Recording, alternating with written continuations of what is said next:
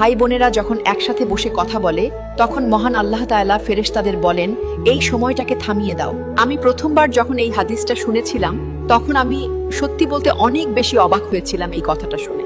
কিন্তু পরে যখন আমি এই হাদিসটার বিস্তারিত ব্যাখ্যাটা জানলাম তখন আমার মনে অনেক বেশি কষ্ট লেগেছিল।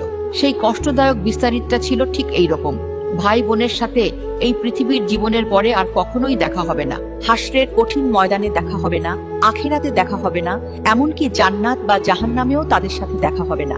বাবা মায়ের সাথে দেখা হওয়ার সুযোগ বা সম্ভাবনা আছে, স্বামী স্ত্রীর সাথেও দেখা হওয়ার সম্ভাবনার কথা বলা হয়েছে, এমনকি নিজের ছেলে মেয়ের সাথেও দেখা হতে পারে। কিন্তু ভাই বোনের সম্পর্ক শুধু এই দুনিয়া পর্যন্ত সীমাবদ্ধ। এই ব্যাপারটা জানার পরে আমার এতটাই খারাপ লেগেছিল যে আমার ভাই বা বোনের সাথে আর কখনোই দেখা হবে না। আমাদের মধ্যকার এই ভাই বোনের মায়ার সম্পর্কটা তাহলে কতটা বেশি ক্ষণস্থায়ী ভাবা যায় এই ব্যাপারটা একবার। যারা সামান্য সম্পত্তি নিয়ে ঝামেলা করে ভাইয়ের সাথে কথা বন্ধ করে তারা এই ব্যাপারটা কেন যে একদম বোঝে না। আমাদের হাতে ভাই বোনদের সাথে কাটানোর জন্য এই পৃথিবীতে সময়টা যে কতটা কম রয়েছে তা আমরা ভাবি না। এই এত অল্প একটু সময় নিয়ে পৃথিবীতে এসে আমরা সামান্য ঝগড়া বিবাদ করে মায়ের পেটের ভাই বোনের মুখ দেখি না। কি দরকার ভাই বোনের উপর মনে এত রাগ বা কষ্ট পুষে রেখে?